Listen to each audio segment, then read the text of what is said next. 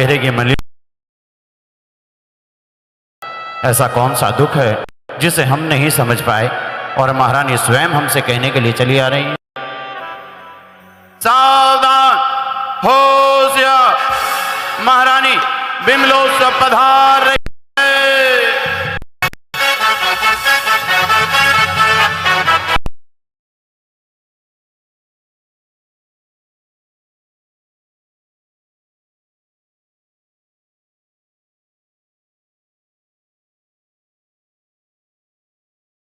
जो हम नहीं समझ पाए, बोलो महारानी क्या कहना चाहती है। राजा जी, आज मैं महारानी बनकर नहीं आई हूं। मैं आज आपके समक्ष उसी प्रकार आई हूं जिस प्रकार आप प्रजा की बातें सुनते हैं। मैं आपसे जानना चाहती हूं, क्या एक मां को न्याय मिलेगा? महारानी कैसी बातें करती हैं आप? मां को न्याय? हमारे राज्य में आज तक ऐसा हुआ ही नहीं है कि किसी के साथ अन्याय हुआ हो। बताओ, हमारे राज्य में ऐसी कौन मां है जिसके साथ न्याय नहीं हुआ है? महाराज, वो मां कोई और नहीं, वो मां मैं स्वयं हूं। क्या कह रही हैं महारानी? आप? किस बात का शोभ है आपको? राजा जी, जरा सोचिए तो जरा। छोटी सी आयु में ही मैंने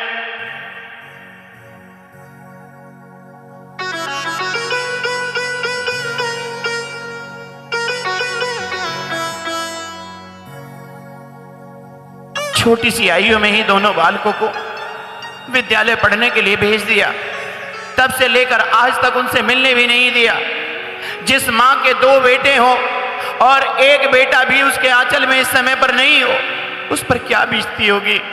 मेरे बच्चों का बचपन, उनकी वो किलकारियां, उनका वो खेलना, सब कुछ छिन गया है मुझसे।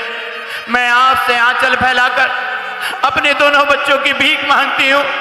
मेरे बच्चों को लौटा दो, मेरे बच्चों को लौटा दो। महारानी, मैं जानता हूं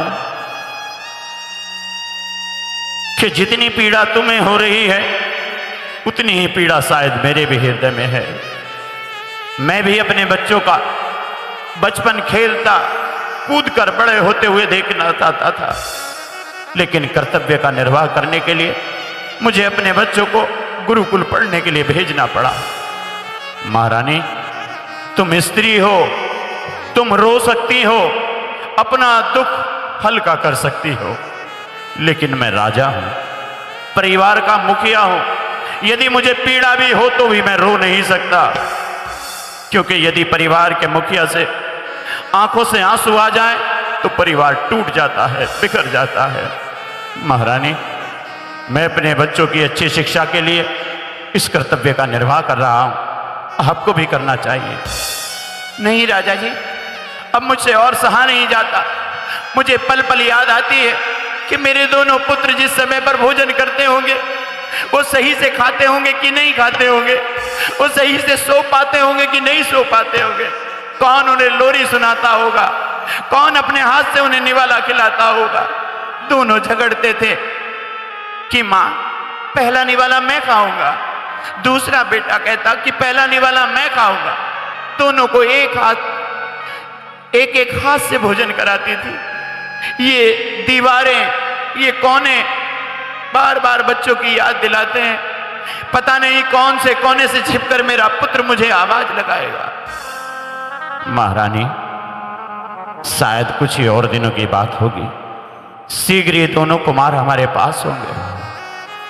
नहीं राजा जी, जितनी भी शिक्षा उन्होंने प्राप्त की हो, या तो मुझे वहां लेकर चलिए या मेरे पुत्रों को यहां पर ले आइए। महारानी, गुरुकुल के नियम ही इतने सख्त हैं, ना तो हम उनसे मिल सकते हैं और ना ही उन्हें जब तक उनकी शिक्षा पूर्ण हो उन्हें यहां बुलाया जा सकता। सावधान, होशियार, महाराज की जय हो। कहो, क्या कहना चाहते हो? महाराज, बड़े ही हर्ष का विषय है। क्या?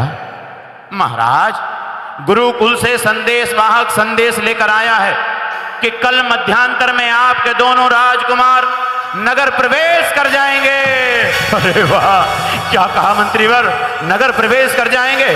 सुना महारानी, हमारे दोनों पुत्र नगर प्रवेश कर जाएंगे।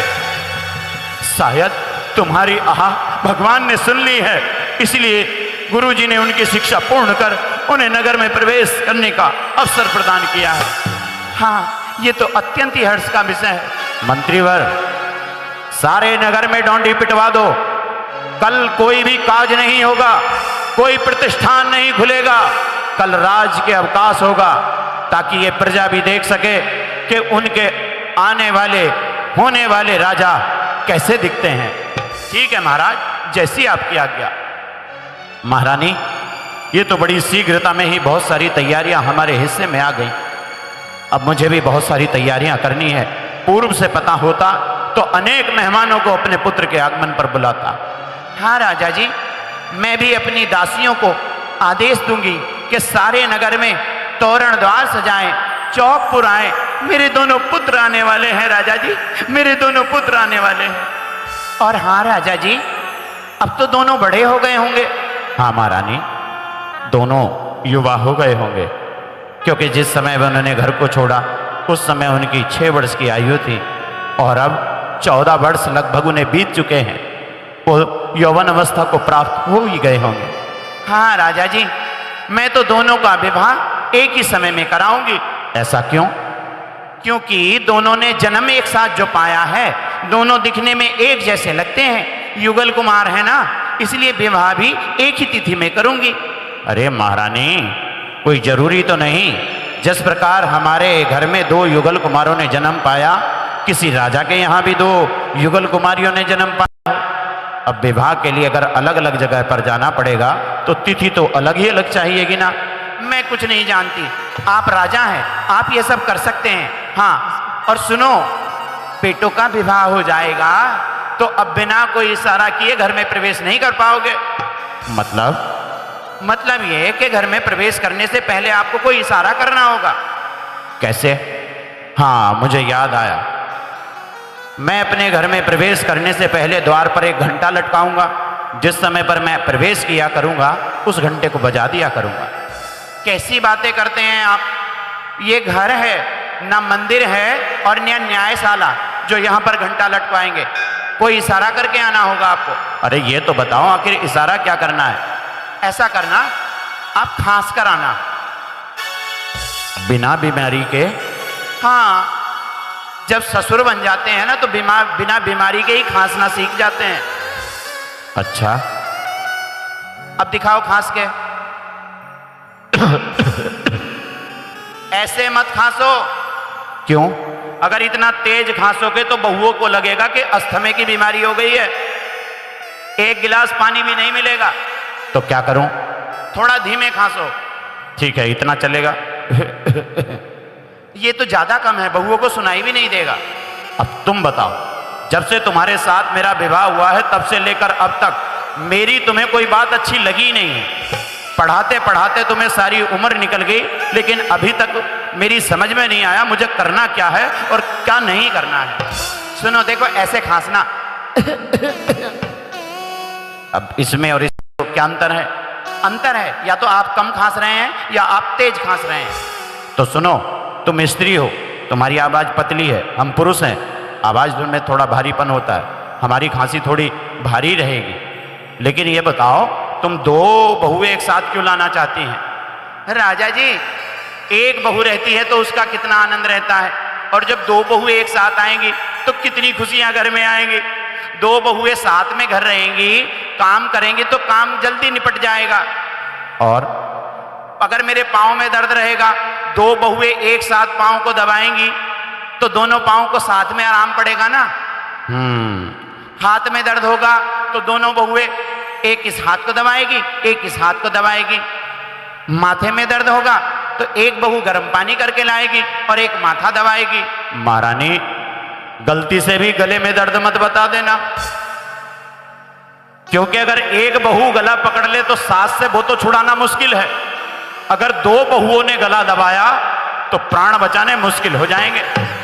बस करो, आप तो ऐसी ऐसी बातें करते हैं। हाँ, मैं अपने घर में बहू नहीं बेटी लाऊंगी। हाँ, यही तो गड़बड़ है। जितनी भी सास हैं अपने बेटे के लिए बहू ढूंढने जाती हैं तो कहती हैं कि बेटी बनाकर रखूंगी। अब उस बहू को लगता है कि तू बेटी बनकर इनके घर में रहेगी, और जब वो बेटी के तौर तरीकों की तरह घर में रहना शुरू कर देती है तो सास फिर उसे तौर तरीके सिखाती है कि बहू कैसे रहती है। देखो, बहू को बहू रहने दो और सास को सास रहने दो और बेटी को बेटी रहने दो, ताकि आने वाले मेहमानों को भी पता लग सके कि घर में बेटी कौन है और बहू कौन है। तुम सासों ने ही सारी गड़बड़ कर रखी है। पहले बेटी बना कर लाती हो और बाद में उसे तौर तरीके सिखाती हो। अरे पहले से ही बहू बना कर लाओ। बस करो, आपसे तो किसी विषय पर भी चर्चा करो, आप तो नई नई बातें निकाल कर ले आते हैं। राजा जो ठहरे, हाँ बड़े आए राजा। देखा है कितने बड़े राजा हैं। कोई कितना भी बड़ा राजा हो, अपनी पत्नी के सामने कोई राजा नहीं रह पाता। ये तो बात सत्य है। परंतु तुमने क्या क्या तैयारियां करने की सोची हैं? अपने बेटों के लिए मैं तो अपने हाथ से भोजन बनाऊंगी, इतने दास दासियां होने के बाद भी। हाँ राजा जी, जैसा हो अन्न वैसा हो जाए मन। दास दासी जिस समय पर भोजन बनाते हैं उस समय उनके मन में क्या चल रहा है और क्या नहीं चल रहा है। माँ के मन में केवल ममत्व होता है, ममता होती है। इसलिए संतान के लिए भोजन सदैव माँ को ही बनाना चाहिए। किसी से भी पूछ लो, आज तक किसी को पत्नी के हाथ का खाना पसंद नहीं आया और कोई अपनी माँ के हाथ का खाना आज तक भूला नहीं। वही माँ है और वही पत्नी है। वही जब अपने पुत्र के लिए भोजन बनाती है तो उसका स्वाद कुछ और होता है, और वही भोजन जब पति खाता है तो उसका स्वाद कुछ और होता है। तुमने ये सब सीखा कहाँ से? ये सब सीखने के लिए ज्यादा दूर जाने की जरूरत नहीं है। कहाँ जाना है? मेरे पिताजी ने मुझे बाल्यकाल से ही पृथ्वी स्थली में पढ़ाया है। ये सारे संस्कार वहीं पर बिखरते हैं। अरे वाह, इतनी संस्कारवान स्त्री पृथ्वी स्थली में पढ़ने के बाद आज हम भी ये प्रण लेते हैं, अपने नगर की चहुओं दिशाओं में हम पृथ्वी स्थली का निर्माण कराएंगे, अपनी बेटियों को पढ़ाएंगे, क्योंकि बेटियों की संस्कृति मजबूत होगी तो हमारा राष्ट्र मजबूत होगा। क्योंकि सबसे बड़ा योगदान बेटियों का ही होता है, माताओं का ही होता है। और आज हम आपसे प्रभावित हुए हैं, इस कार्य को हम कल से ही आरंभ करेंगे। हाँ राजा जी, क्योंकि मेरे दोनों बेटे ना बहुत ही सुंदर लगते हैं। कितने सुंदर? सूरज हैं वो मेरे चंदा हैं वो मेरी आंखों के तारे हैं वो। सूरज हैं वो मेरे चंदा हैं वो, जीती हूँ मैं उन्हें देख देख कर। वो मेरी आंखों के तारे हैं वो। सूरज हैं वो मेरे चंदा हैं वो मेरी आंखों के तारे हैं वो। जीती हूँ मैं उन्हें देख देख कर। वो मेरी आंखों के तारे हैं वो। सूरज हैं वो मेरे चंदा हैं वो। सुनो सुनो सुनो, सभी नगर वालों सुनो, कल मध्यांतर में इस राज्य के दोनों राजकुमार नगर प्रवेश कर जाएंगे और कल अवकाश रहेगा। किसी को भी अपने घर भोजन बनाने की आवश्यकता नहीं है। भोजन हमारे महाराज की ओर से प्रदत्त कराया जाएगा। जिनके मुख में दांत नहीं है उनके लिए खीर बनाई जाएगी, और जिनके साथ छोटे बच्चे हैं उन्हें गाय का दूध मिलेगा। इसलिए चिंता करने की आवश्यकता नहीं है। कल होने वाले अपने भावी राजा को देखना है, भावी राजा को देखना है। और क्या कहना है? हिले मिले मंगल गाओ रे, घरे घर दीप जलाओ रे। हिले मिले मंगल गाओ रे, घरे घर दीप जलाओ रे। कल आएंगे राजकुमार, कल आएंगे राजकुमार।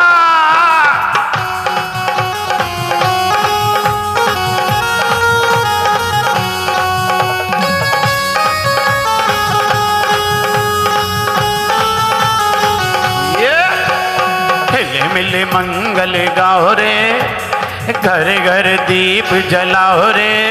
कल आएंगे राजकुमार, कल आएंगे राजकुमार। अरे मुझे भी तो तैयारियां करनी है। हाँ, भोजनशाला की व्यवस्था देखनी है, क्योंकि रोज लंबी लंबी लाइन लग जाती है। मुझे ऐसी लंबी लाइन नहीं लगने देना है। हाँ बहनों, कल चिंता मत कर लेना, कल लाइन नहीं लगेगी, सबको समय पर एक साथ थालियां मिलेंगी। हाँ, क्योंकि ये सारी तैयारियां हम अपने मंत्री से करवाएंगे। भोजन मंत्री हैं हमारे, उनके मुंह पर मोटी मोटी मूछें हैं। सुबह हुई सूर्य उगा, गुरुकुल से हुए विदा, देखो दोनों अशुभों पर चले हैं अपने नगर को। अशुभों पर हुए सवार वो दोनों राजकुमार, देखो दोनों चले, देखो दोनों चले, देखो दोनों चले, देखो दोनों चले।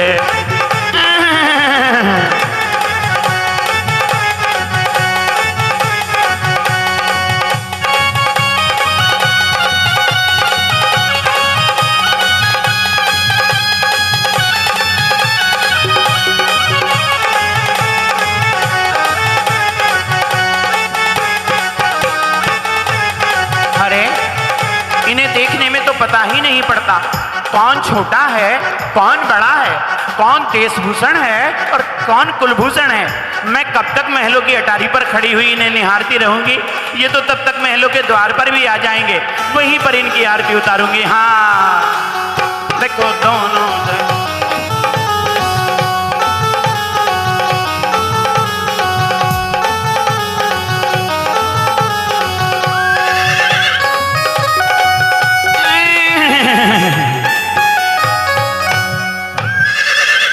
भैया। हाँ भैया, जब हम अपने अश्वों पर चढ़े हुए आ रहे थे, सारी प्रजा हमें ऐसे क्यों देख रही थी जैसे पूर्व में कुछ देखा ही ना हो। भैया ये सब सोच रहे होंगे कि दोनों राजकुमार आ रहे हैं, अब राजा निर्णय क्या लेंगे कि दोनों को आधा आधा राज्य देंगे या किसी एक को राजा बनाएंगे। ये यही सोच रहे थे कि अब किसके हिस्से में आने वाले हैं, क्योंकि हर किसी को चिंता होती है कि उनका स्वामी कौन होगा। भैया मैं तो पिताश्री से कह दूंगा कि हम राज्य को आधा आधा स्वीकार नहीं करेंगे। क्यों? तुम्हें याद नहीं, गुरुकुल में जब गुरुजी ने हमें एक लकड़ियों का ढेर तोड़ने के लिए दिया था तो वो हम में से किसी से नहीं टूटा था, लेकिन जैसे ही एक एक लकड़ी निकालकर सब बालकों के हाथ में दी तो वो सारी लकड़ियां टूट गई थी। भैया एकता मजबूती होती है और हमें एकता रखनी है, अपनी राज्य की शक्ति को बांटना नहीं है। आप राज्य करना और मैं राज्य की सेवा करूंगा। नहीं भैया, राज्य की सेवा तो मैं करूंगा, राज्य को आप स्वीकार करना। मैं तो बस पिताश्री से अपनी एक बात कहूंगा। भैया आप ही नहीं, पिताश्री से तो मैं भी अपनी एक बात कहूंगा। क्या? वो ये कि मैंने महलों के ऊपर एक सुंदर सी कन्या को देखा है और मैं पिताश्री से कहूंगा कि उस कन्या से मेरा विवाह करा दीजिए। भैया उस कन्या से मेरा विवाह होगा। मैं पूर्व में भी आपसे कह चुका हूं कि सारे राज्य को स्वीकार कर लो और राज्य की सेवा मैं करूंगा, परंतु उस सुंदर कन्या से विवाह होगा तो मेरा होगा। भैया प्रस्ताव पहले मैं रख चुका हूं, उस कन्या से विवाह होगा तो मेरा होगा। तो ये निर्णय कैसे होगा ये आप देखिए। तो ठीक है, इस निर्णय को करने के लिए हम दोनों भाइयों के बीच में एक द्वंद्व होगा।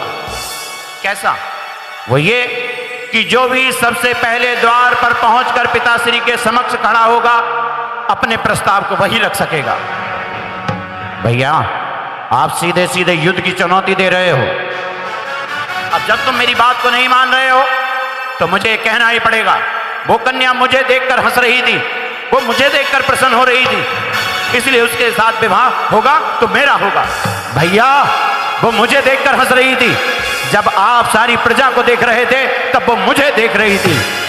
आपसे पहले उसने मुझे देखा है और मैंने उसको देखा है, इसलिए उसके साथ विवाह होगा तो मेरा होगा। उसके साथ विवाह होगा तो मेरा होगा। तो ठीक है भैया, जो भी सबसे पहले द्वार पर पहुंचेगा उसी के साथ उसका विवाह होगा। तो ठीक है, जिन माता पिता से तुमने जन्म पाया है उन्हीं माता पिता से मैंने जन्म पाया है। जिन गुरु से तुमने शिक्षा ली है उन्हीं गुरु से मैंने शिक्षा ली है। देखते हैं आज द्वार पर सबसे पहले कौन पहुंचेगा। तो ठीक है, ठीक है।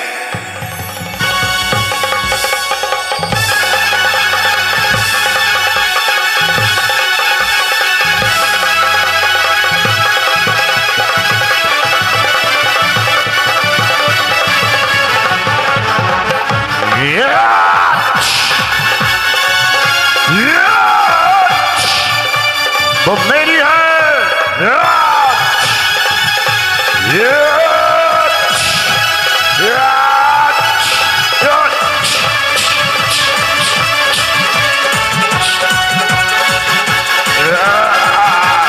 वो मेरी है, मेरी है, वो मेरी है। उससे विवाह होगा तो मेरा होगा।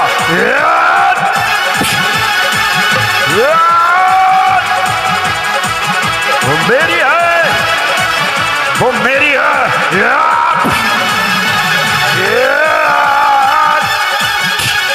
वो मेरी है।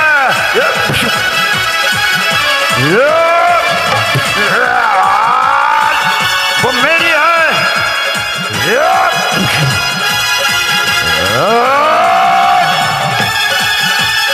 वो मेरी है, वो मेरी है। उससे विवाह होगा तो मेरा ही होगा। उससे विवाह होगा तो मेरा ही होगा।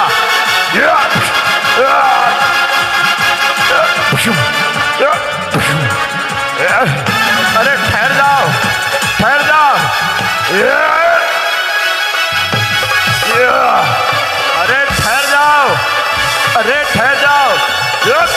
अरे अरे ठहर जाओ, रुक जाओ। लोग तमाशा देख रहे हैं तुम्हारा राजकुमारों, ठहर जाओ। अरे रुक जाओ। वो मेरी है, वो मेरी है।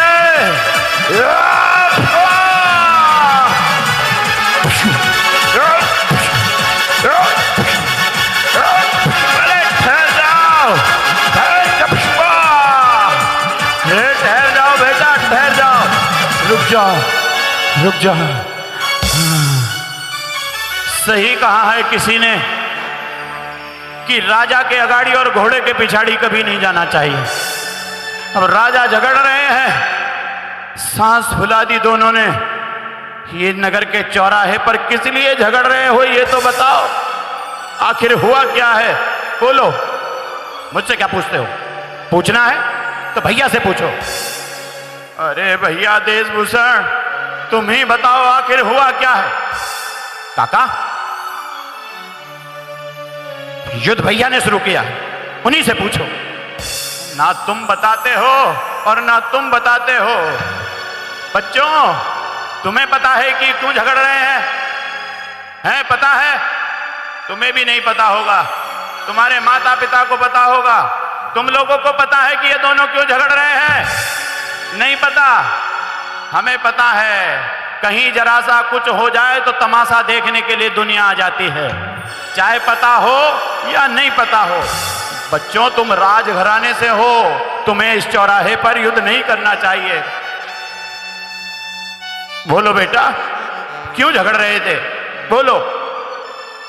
काका, आज हम दोनों भाइयों में निर्णय होना है कि सबसे पहले अपने महलों के द्वार पर कौन पहुंचेगा। अरे कोई भी पहुंच जाओ, तैयारियां भरपूर हैं, चिंता मत करो। काका, आप निकल जाओ हमारे बीच से।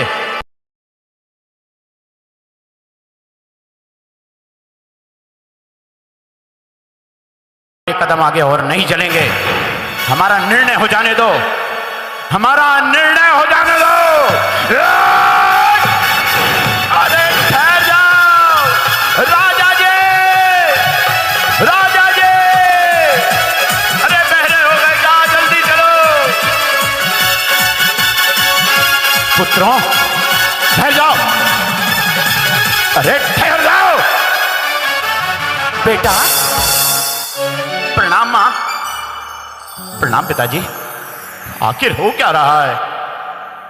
बेटा, किस बात को लेकर झगड़ रहे हो?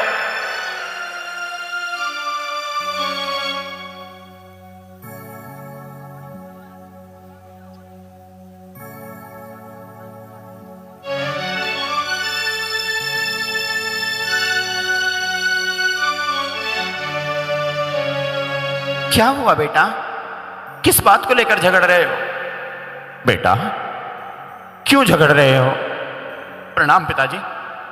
अरे प्रणाम तो हो गया, लेकिन इस तरह चौराहे पर मेरे मान सम्मान को नीलाम कर रहे हो। लोग क्या कहेंगे कि कौन सी शिक्षा प्राप्त करके आए कि बच्चों ने घर में प्रवेश करने के पूर्व भी आपस में झगड़ा प्रारंभ कर दिया।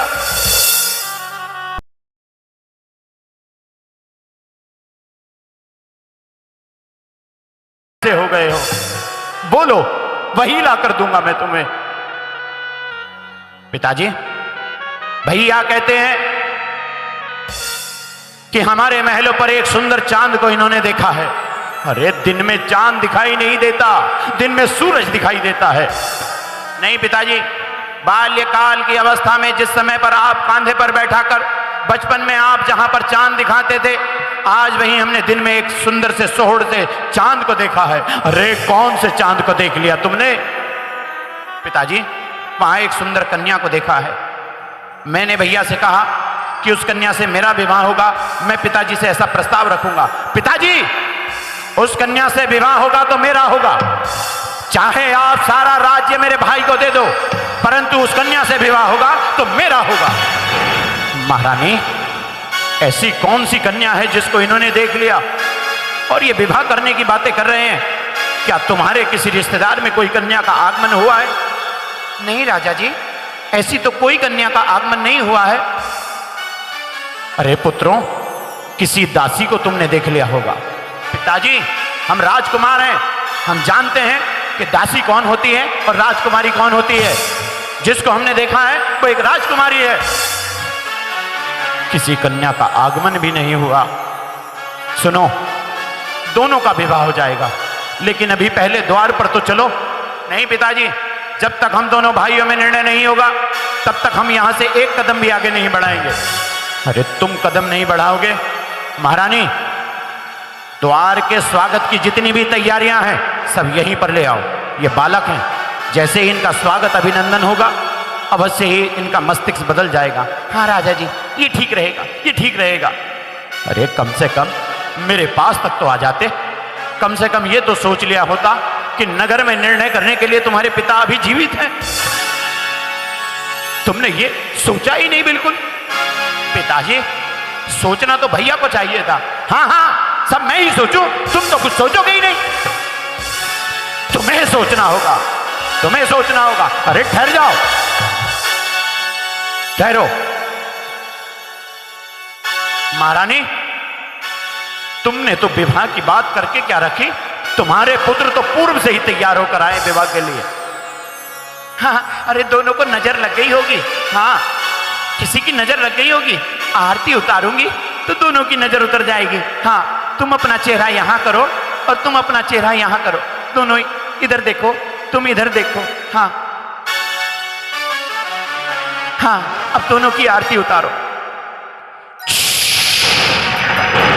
पिताश्री, ये वही कन्या है जिससे हम विवाह करना चाहते थे। क्या कह रहे हो? इस कन्या से तुम विवाह करना चाहते थे? हाँ हाँ पिताजी, आपने कहा था ना कि वो दासी की कन्या होगी। वो देखो, वो दासी नहीं, वो राजकुमारी है पिताजी।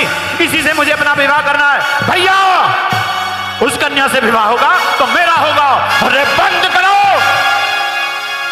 चुप हो जाओ। आखिर हुआ क्या है?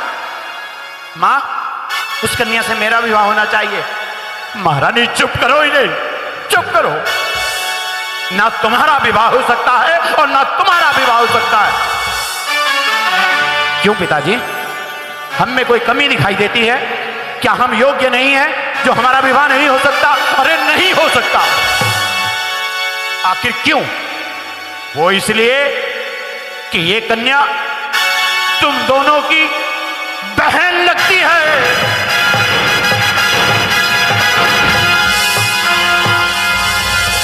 वाह महाराज वाह, राजा हो तो आपके जैसा। दो भाइयों में झगड़ा क्या हुआ, एक अन्यत्र कन्या को आपने हमारी बहन बना दिया। हम भली भांति जानते हैं हम दोनों भाइयों के अलावा ना हमारा तीसरा कोई भाई है और ना हमारी कोई बहन है। अरे तुम्हारे गुरुकुल जाने के उपरांत इस कन्या ने जन्म लिया है। प्रत्येक रक्षाबंधन पर जब से होश संभाला है, राखी संभाल संभाल कर रखती रही कि मेरे भाई आएंगे और उनकी कलाई पर राखी बांध दूंगी। ये तुम्हारी सगी बहन है। मां, क्या ये सच में हमारी बहन है? हाँ बेटा, ये तुम्हारी बहन है और प्रतीक्षा कर रही थी कि कब मेरे दोनों भाई आएंगे। हाँ। वाह मां वाह, ये वो नैन जो मां को देखने में धोखा नहीं खाते, ये वो नैन जो पिता को देखने में धोखा नहीं खाते, ये वो नैन जो भगवान को देखने में धोखा नहीं खाते, ये वो नैन जो गुरु को देखने में धोखा नहीं खाते, आज अपनी ही सगी बहन को देखने में धोखा खा गए। क्यों? शायद पिताजी हमारी शिक्षा अधूरी रह गई। हमें केवल इतना पढ़ाया जाता है कि तुम्हारी सगी बहन तुम्हारी बहन है। यदि हमें बचपन से ही ये पढ़ाया जाता कि जब तक तुम्हारा पानी ग्रहण संस्कार नहीं हो तब तक संसार की सभी नारियां तुम्हारे लिए माता बहन है, तो यह अपराध हमसे नहीं होता, यह अपराध हमसे नहीं होता। पिताजी, अब अगर हम महलों में रहेंगे, बार बार अपनी बहन को देखेंगे, तो यह अपराध बोध हमें होता रहेगा। यह अपराध हमसे फिर दोबारा ना हो और यह अपराध किसी और से फिर ना हो। इसलिए हम पिताश्री आजीवन ब्रह्मचर्य व्रत अंगीकार करते हैं। भैया, मैं भी आजीवन ब्रह्मचर्य व्रत अंगीकार करता हूं। नहीं, नहीं। अरे तुम्हारी मां ने स्वप्न देखा है तुम्हारे विवाह का, अपने घर में दो दो बहुओं का। अगर तुम ब्रह्मचर्य व्रत अंगीकार कर लेंगे तो दुल्हनिया कहां से आएगी रे? पिताजी, इस अपराध को अपराध नहीं कहा जा सकता। पिताजी, यह संसार धोखे से चल रहा है। पिता पुत्र को धोखा दे रहा है, पुत्र पिता को धोखा दे रहा है। इस धोखे के संसार में अब हमें दोबारा जन्म नहीं लेना चाहते, हम दोबारा जन्म नहीं लेना चाहते। पुत्रों, वो राजपाट तुम्हें पुकार रहा है, वो सिंहासन तुम्हें पुकार रहा है। मैं उस सिंहासन के बोझ से मुक्त होना चाहता हूं, वो राजपाट तुम्हें देना चाहता हूं। राज भी लो, पाट भी लो, ऐ पिता मेरे प्रिय, हम तो बन को चल दिए। भैया, भैया, बेटे कभी घर छोड़कर नहीं जाते। घर छोड़कर तो बेटियां जाती हैं। एक पिता के घर में अगर 4 बेटे हो तो 4 के 4 घर में रहते हैं, और उस पिता के घर में अगर एक भी बेटी हो तो घर छोड़कर वो जाती है। बेटे घर छोड़कर नहीं जाते भैया, बेटे घर छोड़कर नहीं जाते। बेटी, जब बेटी घर छोड़कर दूसरे आंगन में जाती है तो एक नहीं 2 कुलों का नाम रोशन करती है।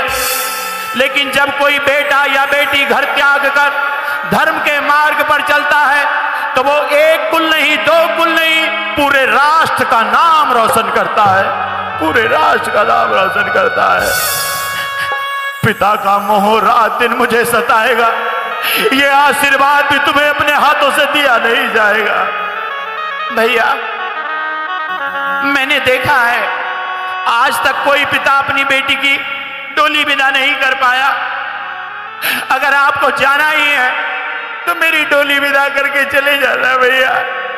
मैंने देखा है कि अक्सर पिता कोने में छिप कर रोते हैं। मेरी डोली को विदा करके चले जाना भैया, मेरी डोली को विदा करके चले जाना। शायद पिताजी अपने आप को समझा लेंगे, शायद मैं अपने आप को समझा लूंगी, लेकिन मां को कौन समझाएगा? भैया रुक जाओ ना। भैया मेरे राखी के बंधन को निभाना, भैया मेरे छोटी बहना को ना रुलाना, भैया मेरे राखी के बंधन को निभाना। बहना, अब अकेली तू हमारी बहन नहीं है। इस संसार की सभी बहनों के लिए हमें अपने मार्ग को प्रशस्त करना होगा। लोगों को यह उपदेश देना होगा कि संसार में जितनी भी माताएं बहन हैं वो हमारी माताएं बहन हैं। जब तक माता पिता तुम्हारे लिए कोई कन्या खोज कर नहीं लाते, या जब तक किसी कन्या के लिए माता पिता वर खोज कर नहीं लाते, तब तक किसी बालक के मन में कोई विकार नहीं आना चाहिए, कोई विकार नहीं आना चाहिए। ना जा रे, ना जा रे, यूं मुझे छोड़ के रुक जा रे, रुक जा रे, मेरे लाल रुक जा रे, ना जा रे मेरे पुत्र, रुक जा। ए नगर वालों, ये हमारे रोक के रुकते नहीं है, ये होने वाले राजा है। कोई तो आकर समझाओ इन्हें, कोई तो रोको इन्हें, कोई तो रोको, कोई तो रोको। उड़ चला पंछी रे हरी भरी डाल से, रोको रे रोको कोई दोनों को बिहार से, रोको रे रोको कोई दोनों को बिहार से। उड़ चला पंछी रे, उड़ चला पंछी रे हरी भरी डाल से, रोको रे रोको कोई दोनों को बिहार से, रोको रे रोको कोई दोनों को बिहार से।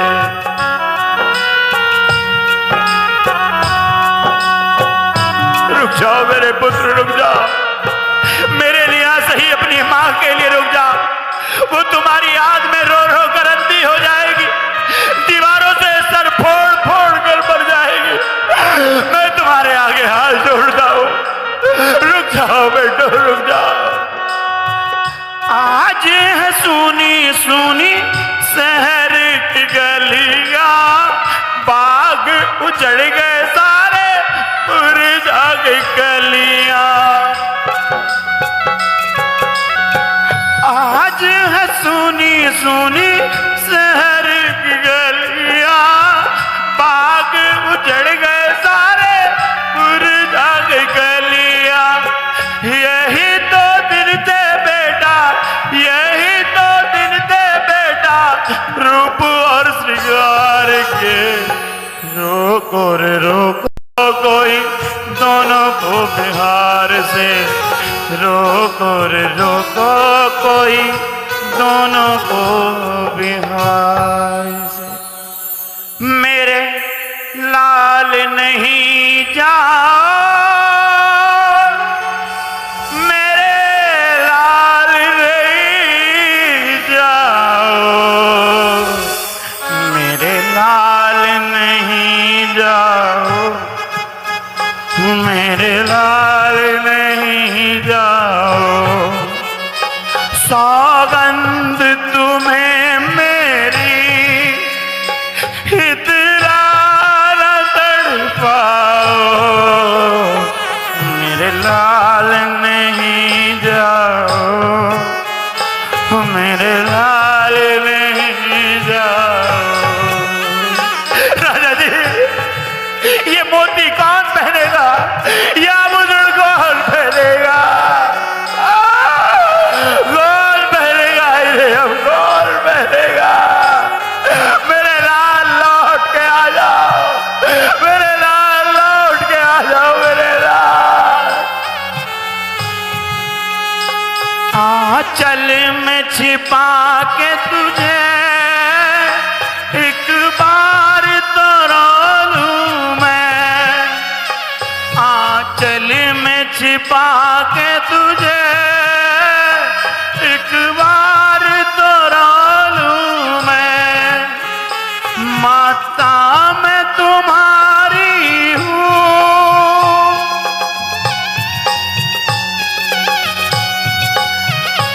माता मैं तुम्हारी हूँ, मेरी गोद सजा जाओ, मेरे लाल नहीं जाओ, मेरे लाल नहीं जाओ।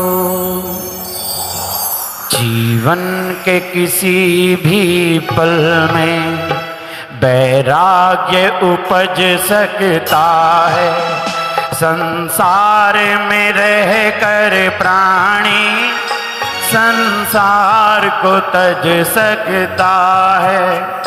जीवन के किसी भी पल में वैराग्य उपज सकता है, संसार में रहकर